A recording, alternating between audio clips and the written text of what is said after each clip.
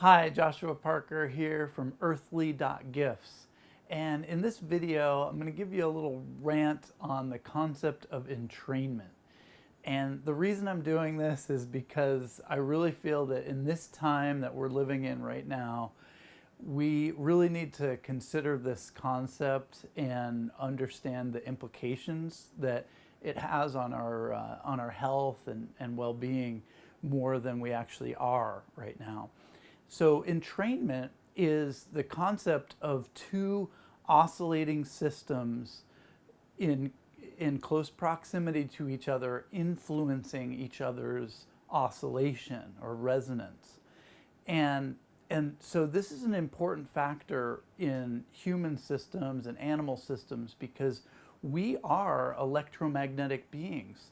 We use energy impulses and electrical pulses in our body to send nerve signals, and signaling throughout the body relies on these really small micro currents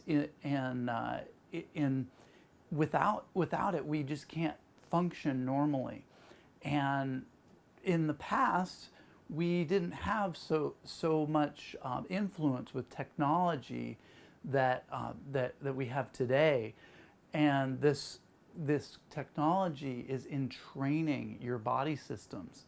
Things like a cell phone or any kind of tablet or laptop or really any, at this point in time, just about any electronic device that has any sort of even a tiny battery in it or plugs in is likely to have a transceiver in it. So it's transmitting and receiving microwave or electromagnetic radiation. And this is a really important thing because it influences your body's normal metabolism just by having that phone or other appliance on your body, touching your body. It's entraining your body with the type of frequencies that it is running and broadcasting. And with a phone or other wireless device, this is an important one to conceptualize because what it's actually doing is it's transmitting to a tower or to another transmitter nearby the signals that you put into it, whether it's your voice or sending a text message or even the complexity of video. This is compressed. This data is compressed into that signal and carried on that microwave carrier wave. And so essentially what these devices are doing is using multiple frequencies, a high frequency in this case, like the carrier frequency, the microwave transmitter is transmitting this microwave signal to the tower, but it's also carrying with it this compressed information pattern, this data packet. And that the problem with it is that these signals are very complex, and they're being complex and intricate and packed with all this intricate data. This is what is actually entraining in your body. So when you just have that in your pocket or even in a bag close to your body, it's actually influencing your normal metabolic function through that entrainment. And so it's important to conceptualize this and understand how this technology is affecting you. And there's ways that you can minimize the effects. You know, you can put your phone on airplane mode when when you don't need it. Hopefully there's some times when you don't need it. You can leave it far away from your bedroom when you're sleeping so that you have a cleaner environment. Unfortunately, even things like Wi-Fi routers, these are running all the time, and they're affecting the background radiation in your living environment. And this is also entraining your body, even though it might be in the next room. If you can get that signal on a device, it's still entraining your body. On a lower level, than if you're talking on a phone that's right up to your head, because that's actually entraining your brain.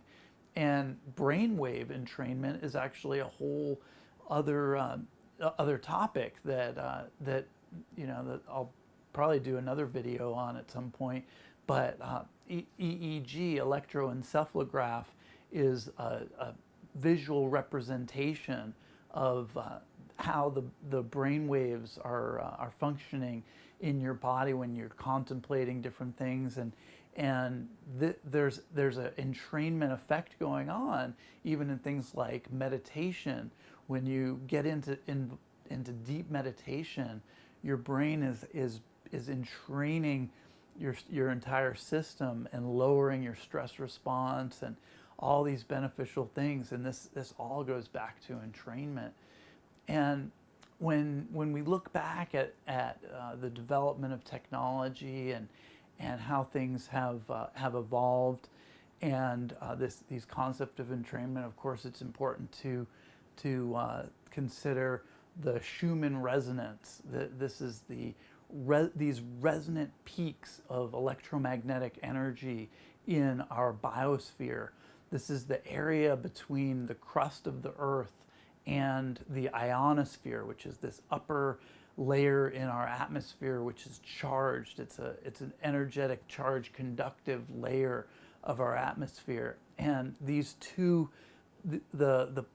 these are like two plates of a capacitor.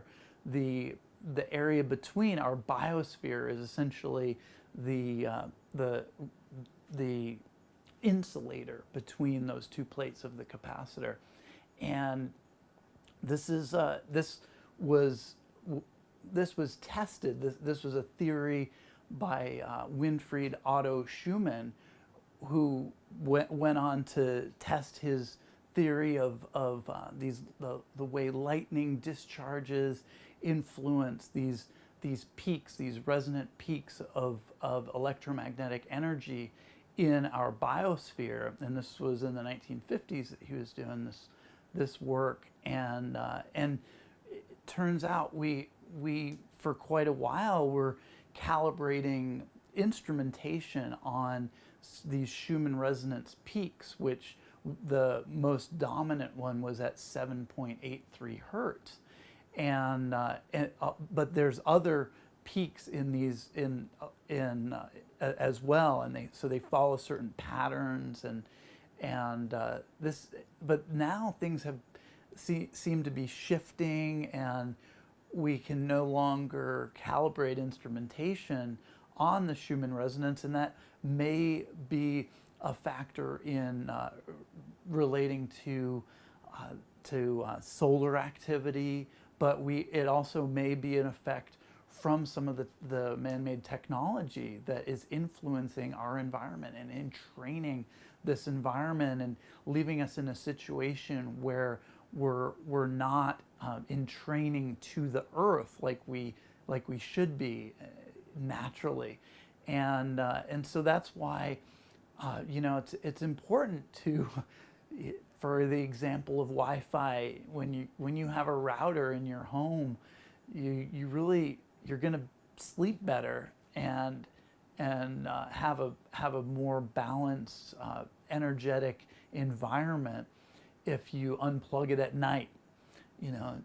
Hopefully nothing's connected to it that you rely on, and if things are connected to it that you rely on for a business or for whatever, try to change that kind of stuff, because then you can live more healthy. And I know some of these concepts go in stark contrast to the way development of technology is going, with like smart homes and these transmitters are just everywhere. And the more apps we use on our phones, the more essentially we're putting a demand on the cell carriers to just install more and more antennas to support all this infrastructure that we're utilizing.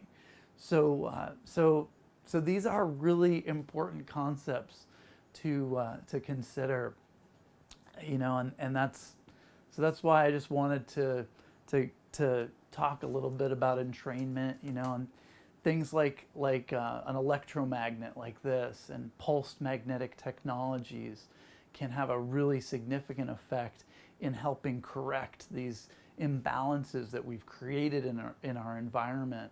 And even products like the Green 8 technology, which we import from Germany, which is actually a device that it's a metallic sticker that you just stick on a device, any kind of wireless device, cell phone or mobile phone or whatever, and it actually entrains the phone, so it's not having as harsh of an effect.